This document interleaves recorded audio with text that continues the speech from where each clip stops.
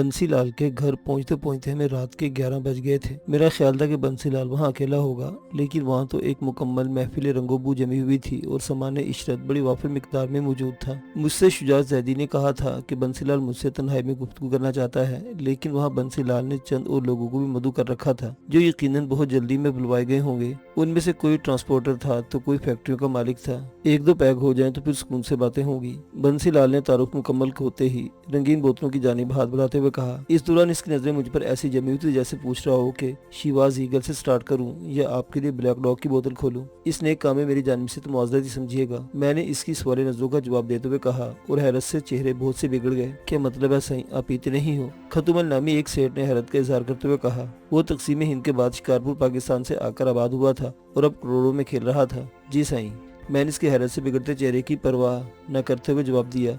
दिल तो मेरा चाह रहा था कि कहूँ भाइयों, मुझे शराब की ऑफर करने के बजाय अगर 2 लुकमे खाने के दे दो तो बड़ी मेहरबानी होगी, क्योंकि मेरे पेट में चूहों की मैराथन रेस हो रही है। लेकिन चूंकि मैं एक मुअज़्ज़ज़ उम्मीदवार था, इसलिए इस तरह के छिछोरा फिक्रा नहीं कह सकता था। मुझे अपनी भूख बर्दाश्त करनी थी। पीने में तो साथ नहीं दे सकता, लेकिन खाने में आखिर वक्त तक आपका साथ देता रहूंगा। मैंने शराब के साथ दीगर लवाजमात की जानिब हाथ बढ़ाते हुए कहा। यही हम भी चाहते कि जो भी खाएं मिलजुल कर खाएं। बंसी लाल ने मेरे सादा फिक्रे का वो मतलब निकाला जो इसकी पसंद का तो हो सकता था, लेकिन मैंने वो कतई नहीं कहा था। मेरा मतलब वो नहीं था जो आपने अक्स किया है। मैंने किसी कदर बौखलाते हुए कहा। साईं देखो ना, आज आपको हमारी मदद की जरूरत है, इसलिए हम हाजिर हैं। खत्तुमल ने दखल अंदाजी करते हुए कहा। कल अल्लाह और अल्लाह का रसूल आपको इज्जत देगा और हमें आपसे कोई काम पड़ेगा तो आप मना तो नहीं कर सकते ना? यही मतलब है हमारा। मैं खतुमल की जुबान से अल्लाह और अल्लाह के रसूल के जिक्र पर ही हैरतज़दा हो रहा था कि एक और साहिब बोल पड़े। सिकंदर भाई, ये तो दुनिया का दस्तूर है, जो बीज बोता है वो फल खाने की तोक़ो भी रखता है। मुझे इस पर हैरत नहीं हो रही थी कि वो लोग मजहब, फलसफा और मंतक को अपनी ज़ात के लिए इस्तेमाल कर रहे थे, बल्कि मुझे इस्तेजाब इस बात पर था कि ये सरमायाकार कभी हारे हुए घोड़े पर दाव नहीं लगाते और मुझ समेत मेरे तमाम साथियों को अपनी जीत का यकीन नहीं था। चलिए, अगर मैं ये सवाल करूँ कि आप हमारी मदद किस तरह कर सकते हैं, तो मेरा अंदाजा सौदेबाजी करने वालों का सा था। मैं ये देखना चाहता था कि बड़े बड़े दावा करने वाले किस हद तक जा सकते हैं, आखिरी हद तक। किसी और के कुछ बोलने से पहले बंसी लाल बोल पड़ा। यानी आप रकम के मामले में बेफिक्र होकर इलेक्शन लड़ें, इसने मजीद वजाहत करते हुए कहा। और इसके जवाब में आप क्या चाहेंगे? मैंने बराह रास्त सवाल किया। हम इसके जवाब में सिर्फ आपका ताउन चाहेंगे। गुफ्तगू का ज्यादातर बार बंसी लाल ने अपने कंधों पर उठा रखा था। फिर इससे कबल के मैं इससे ताउन की वजाहत चाहता वो खुद ही बताने लगा। दरअसल आप तो जानते हैं कि हमारे मुल्क का निज़ाम ही कुछ ऐसा है कि हर काम दिल्ली से होता है और एक मामूली दवा के लिए रजिस्ट्रेशन का मसला हो या फैक्ट्री और कर्जे की मंजूरी का, हर काम के लिए दिल्ली भागना पड़ता है। और वहाँ पर जब तक ऊपर वालों को कोई जान पहचान ना हो, कोई लिफ्ट कराने को तैयार नहीं होता। बस हम यही चाहते हैं कि आप इन मामलात में हमारी मदद किया करें। बंसी लाल ने खुलकर गुफ्तगू शुरू कर दी। ना तो मैं इस तरह गुफ्तगू करने के लिए ज़हनी तौर पर तैयार होकर आया था और ना ही शायद वहाँ मौजूद लोग इतनी जल्दी इस तरह गुफ्तगू के लिए ज़हनी तौर पर आमादा थे। इसे जो भी गुफ्तगू हो रही थी वो बहुत तेज़ी से अपने इख्तिताम की तरफ गामजन थी।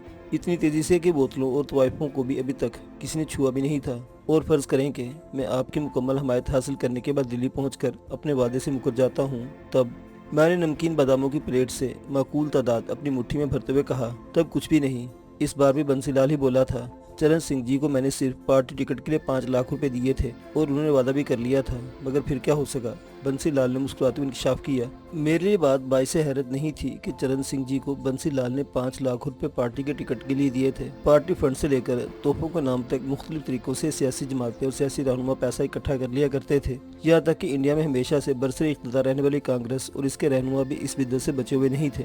लेकिन जो बात मेरे लिए बाइस हैरत थी वो ये कि बंसी लाल ने एक बिल्कुल ही ऐसी सीट पर, जिसके जीते जाने के इम्कानात बहुत कम थे, बल्कि जहाँ से माकूल उम्मीदवार मिलना मुश्किल हो रहा था, चरण सिंह को 5 लाख रुपए दिए थे। ये एक ऐसा सवाल था जिसे ज़हन में रखता तो शायद ज्यादा परेशानी होती, इसलिए मैंने इससे पूछ लेना ही ज्यादा मुनासिब समझा।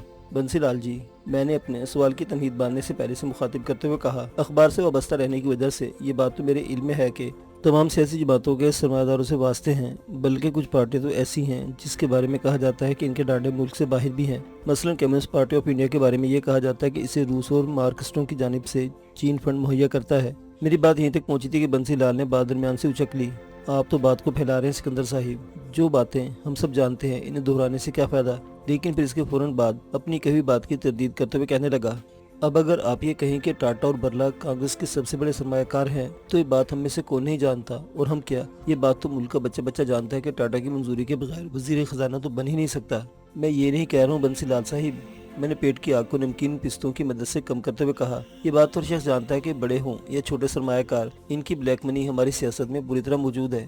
میری بات سن کر وہ خاموش ہو گیا اور پھر توجہ سے سننے لگا۔ میں تو یہ کہہ رہا ہوں کہ اس حلقے سے پارٹی ٹکٹ تو آپ کو یوں بھی آسانی سے مل سکتا تھا، پھر آپ نے اتنی رقم خرچ کیوں کی؟ میرے سوال میں کوئی ایسی کمی ضرور تھی جسے سن کر وہاں موجود تمام افراد یہاں تک کہ شجاع زیدی بھی مسکرانے لگا۔ اگر یہ اتنا ہی آسان تھا تو پھر یہ ٹکٹ ملا کیوں نہیں؟ اس بار بنسی لال کے بجائے تیواڑی نامی شخص بول پڑا۔ اس کا تعارف کرواتے ہوئے کہا گیا تھا کہ اس کی ٹرانسپورٹ کمپنی ہے اور اس کے ٹرک سامان لے کر پورے انڈیا میں جاتے ہیں، لیکن مجھے شکل ہی سے وہ اچھا آدمی نہیں لگا۔ پہلے ہی نظر میں اسے دیکھ کر بالکل ایسا محسوس ہوا تھا جیسے جیل سے قتل کے جرم میں سزا بھگتنے والے کو صاف ستھرے کپڑے پہنا کر بٹھا دیا گیا ہو۔ اس کی وجہ کچھ اور تھی۔ میں نے تیواڑی کو مختصر ترین جواب دیتے ہوئے کہا، میں نہیں چاہتا تھا کہ پیشہ ور عورتوں کی موجودگی میں وہ باتیں ہوں جن سے کسی بھی طور پر جنتا پارٹی کا تعلق امریکی سفارت خانے سے جڑتا ہو۔ اس کی وجہ صرف اتنی ہے جناب سکندر صاحب کے چھوٹے راجہ صاحب کے پاس الیکشن جیتنے کا صرف ایک فارمولہ ہے، اور وہ یہ ہے کہ الیکشن میں پانی کی طرح پیسہ بہاؤ اور الیکشن جیت جاؤ۔ تیواڑی کی بات سمجھ میں آتی تھی۔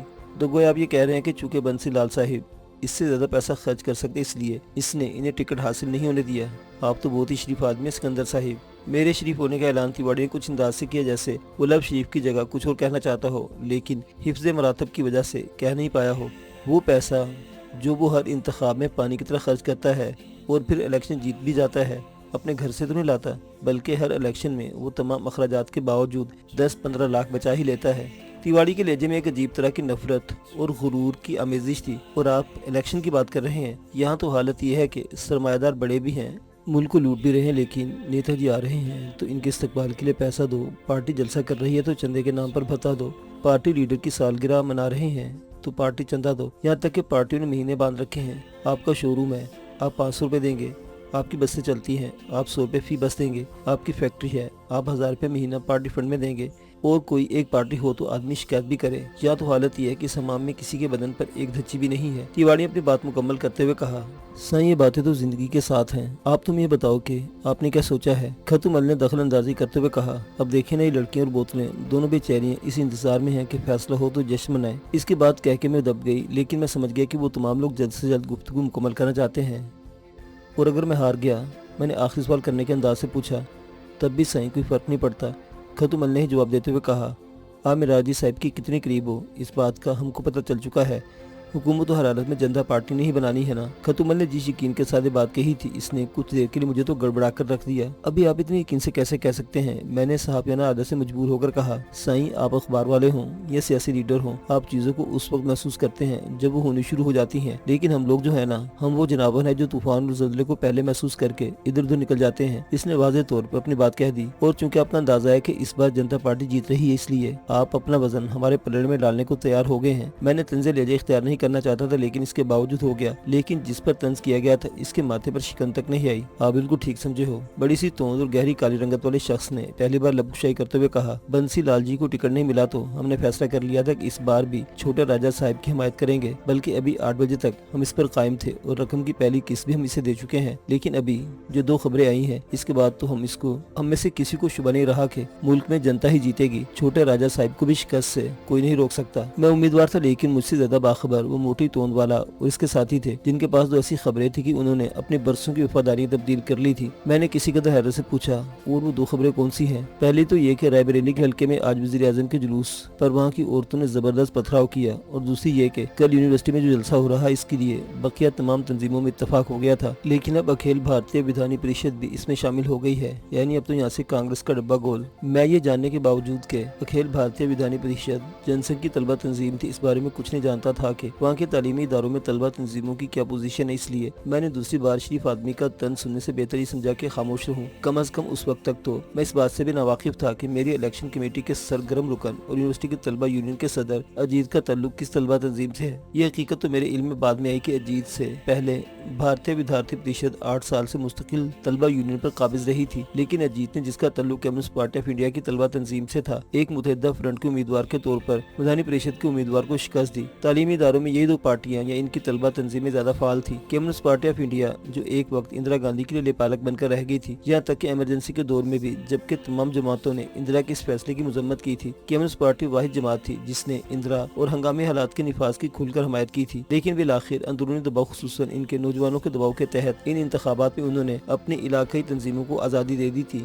कि वो अपने मुकामी हालात के मुताबिक फैसला करें, और ये कम्युनिस्ट पार्टी में मौजूद इंदिरा मुखालिफ ग्रुप की सबसे बड़ी कामयाबी थी। अपने तय इन ख्यालों में गुम था कि तलबा तंजीमों का ये इत्तेहाद मेरे इलेक्शन में कितना मुस्बत असर डाल सकता है, लेकिन बंसी लाल समेत वहाँ तमाम अफराद ये समझे कि मैं इनकी पेशकश पर गौर कर रहा हूँ, इसलिए वो भी खामोश रहे। 1974 में बिहार में जय प्रकाश नारायण की ज़ेर क़यादत जो एक बड़ी मूवमेंट चलाई गई थी, इसका हरावल दस्ता तलबा तंजीमें ही थी, बल्कि कहना बेजाना होगा कि बीजेपी की तमाम तर हिकमत अमली का इन्हिसार तलबा पर था। यहाँ तक कि गुजरात असम्बली के इंतखाबात में भी बुनियादी फर्क नौजवानों ने ही डाला था। इसमें कोई शुबा नहीं कि नारायण जी के इस नारे में कि समाज को यकसर बदल डालो नौजवानों के लिए बड़ा चार्म था, लेकिन असल बात यह थी कि भारत के नौजवानों को अपना कोई वाज़ेह मुस्तकबिल नजर नहीं आता था। हर साल तालीमी इदारे बेरोजगारों की एक खेप पैदा कर रहे थे और सियासत समेत हर फील्ड में वही पुराने चेहरे बराजमान थे। मैं शायद कुछ देर मजीद इन्हीं ख्यालात में खोया रहता और बंसी लाल समेत तमाम अफरादी समझते रहते कि मैं किसी फैसले पर पहुंचने से पहले सोच रहा हूँ, लेकिन अचानक मुझे एहसास हुआ कि कमरे में खामोशी का वक्फा कुछ तवील हो गया है और वहाँ मौजूद तमाम अफराद मेरे जवाब के मुंतजिर हैं।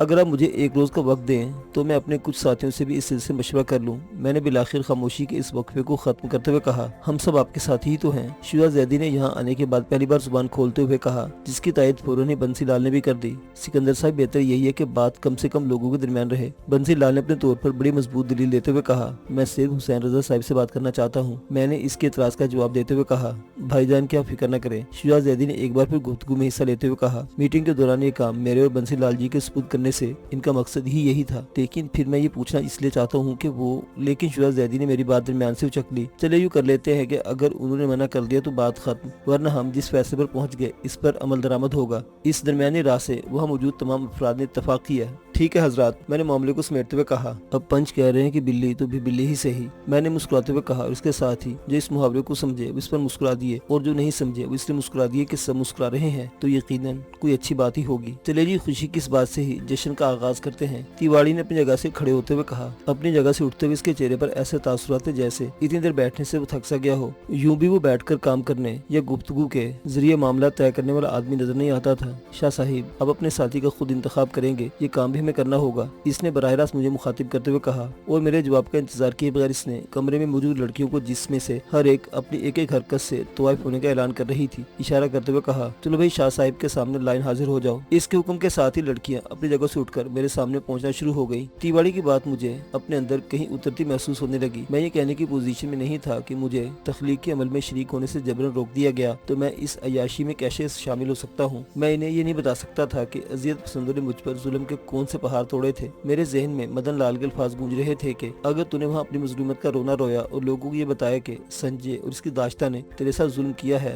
तो पूरा मजमा तेरे साथ रोएगा जरूर, लेकिन तुझे वोट नहीं देगा। एक बात कहूँ, अगर आप हजरात नाराज ना हो। मैंने हाथ के इशारे से लड़कियों को रुक जाने का इशारा करते हुए कहा, लेकिन मेरे कुछ कहने से पहले ही तिवाड़ी बोल पड़ा, आपके कुछ कहने से पहले मैं ये कह दूं, शाह साहिब के इस सिलसिले में आप जान बचाना भी चाहेंगे तब भी हम आपको जाने नहीं देंगे। इसका लहजा खासा बेतकल्लुफ सा था, जैसे हम बरसों से एक दूसरे को जानते हों। चल भाई ललिता, तू ही कुछ स्टार्ट ले ले, शाह साहिब तो शर्मा रहे हैं। इसने एक नौजवान लड़की से, जो शक्ल सूरत के लिहाज से सबसे बेहतर थी, इशारा करते हुए कहा। तिवाड़ी का फिक्रा मुकम्मल होते ही वो अपनी मखसूस अंदाज में खिलाती आगे बढ़ी और इससे पहले कि मैं कुछ कह पाता आकर मेरे बराबर बैठ गई। चले भाई बंसी लाल जी, आप किस बात का इंतजार कर रहे हैं? तिवाड़ी इस तरह कहा जैसे वो मुहाजिर जंग पर हो और अपने सिपाहियों को दुश्मन पर टूट पड़ने के लिए हौसला दे रहा हो। नोनी को कोई हाथ न लगाए, वो सिर्फ मेरी है। शुजा जैदी का नारा सुनकर मैं अपनी जगह बैठे बैठे साकित हो गया। चंद लम्हे पहले तक मुझ पर एक मुअज़्ज़ज़ और शरीफ आदमी का तासुर देने वाला शख्स, जो थोड़ी देर पहले तक सियासत की गुत्थियां सुलझा रहा था, अचानक छिछोरा हो गया था। एक नोनी क्या, ये सारी आप ही की हैं जैदी साहिब। बड़ी सी तोंद वाले एक सेठ साहिब ने, जो अब तक बिल्कुल खामोश बैठा था, एक लड़की को पकड़कर अपने साथ बिठाते हुए कहा। 2 या 3 मिनट के अंदर पूरा मंजर ही तब्दील हो चुका था। शुजा जैदी समेत तमाम अफराद ने अपने अपने चेहरों से शराफत के नकाब हटा दिए थे। ऐसा माहौल हो गया था कि किसी को किसी का होश नहीं रहा था। सिर्फ गिलासों में शराब और पानी और बर्फ डालने की आवाजें आ रही थी, या फिर वो हल्की हल्की सिस्कारियां थी जो मुअज़्ज़िज़ीन की बदतमीजियों के नतीजे में पैदा हो रही थी। तिवारी ने जिस लड़की ललिता को मेरे साथ जोड़ी बनाने के लिए कहा था वो खामोशी से आकर बैठ गई थी और मुंतजिर थी कि मैं भी इस हवा में बाकी सब की तरह हो जाऊं, लेकिन चाहने के बावजूद मैं ऐसा नहीं कर सकता था। मैं हवानुकों की तरह बैठे सब कुछ देख रहा था। जाम से जाम टकराए और मेरी फतह के लिए हप हप हुर्रे हुर्रे भी हुआ। ये सब करने से पहले एक बार मुझसे कहा गया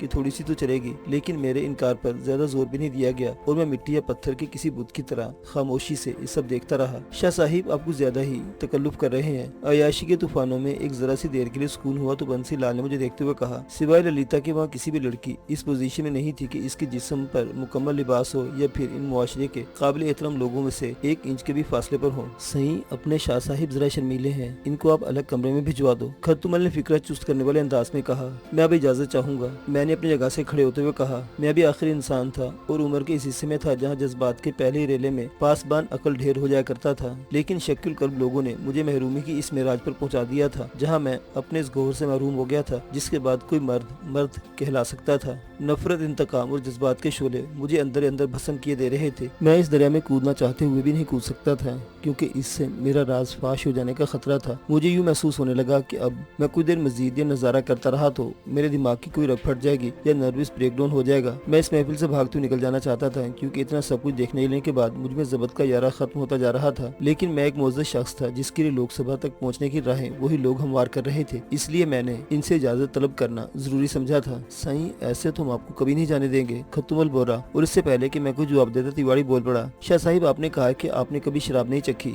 हमने इस पर यकीन कर लिया, लेकिन इसका यकीन करने के लिए तैयार नहीं कि आप औरत से भी दूर रहे हैं। मैं इससे क्या कहता कि एक औरत ने ही तो मुझे इस स्टेज तक पहुंचाया है। अब औरत का तस्वुर ही मेरे लिए नाकाबिले बर्दाश्त है। अगर आप हजरात नाराज ना हो तो मैं वो बात कह दूं जो बहुत देर से कहना चाह रहा था। मैंने कहा, रंगीनियों में खलल तो यूं भी पड़ चुका था। मेरी इस बात ने मजीद रंग में भंग डाल दी और वो सब कुछ भूल कर मेरी जानिब मुतवज्जो हो गए। ये सही है कि औरत का जिस्म मेरे अजनबी नहीं, लेकिन मैंने देखा कि वो सब लोग पूरी तवज्जो के साथ मेरी बात सुन रहे थे और मेरे इस एक लम्हे के वक्फे ने इनका इश्तियाक बढ़ा दिया था। मैं पैसे के जरिए खरीदी हुई औरत से ताल्लुकात कायम करने को नहायत बुरी बात समझता हूँ, इसलिए खुदा हाफिज। ये कहते ही मैंने दरवाजे की जानिब कदम बढ़ा दिए। बात तो सुनिए, बंसी लाल ने दरमियान में आते हुए कहा, आप तो अचानक नाराज होकर चल दिए। इसने हाथ पकड़कर मुझे रोकते हुए कहा, नहीं ऐसी कोई बात नहीं। मैंने इसकी गलत फहमी दूर करते हुए कहा, बल्कि मैं तो आप सबका शुक्रगुजार हूँ कि आपने मुझे अपनी महफिल में शिरकत के काबिल समझा। इसके साथ ही मेरे दिल में एक होकसी उठी और मेरा दिल चाहा कि मैं इनसे कह दूं, आप नहीं जानते कि मुझ पर जुल्म किया गया है। इसकी हर अज़ियत से गुजरा हूँ और क्यों करब झेल रहा हूँ। आप इस दूसरे मामले को भी पहले मामले की तरह समझे और बस। मैंने पूरी कोशिश करके अपने चेहरे पर मुस्कुराहट बखेरते हुए कहा, मेरे इरादे को अटल जानकर वहाँ पर मौजूद तमाम अफराद को यकीन हो चला कि अब मैं रुकूंगा नहीं। सिकंदर साहिब, 1 मिनट। शुजा जैदी ने अपनी जगह से खड़े होते हुए कहा, अरे नहीं जैदी साहिब, आप इन तकल्लुफात में अपनी तफरी ज़ाया न करें, मैं चला जाऊंगा। मैंने वाक़तन बड़े खुलूस के साथ इसे भी रुकने का मशवरा दिया, लेकिन वो भी एक काया शख्स था। आपके बगैर तफरी कैसी जनाब। और फिर वो सब कुछ छोड़ छाड़ कर मेरे साथ हो लिया।